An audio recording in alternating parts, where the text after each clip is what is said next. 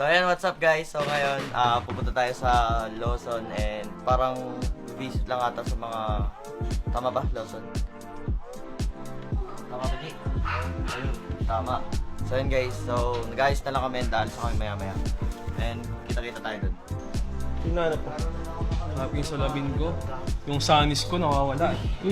So ayan guys, may ganap ngayon and abangan nyo mamaya.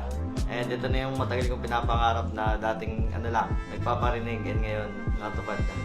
Hey guys, palis na kami. Hindi namin alam kung saan kami pupunta. Tapos kita-kita na lang kung saan kami mapapadpad.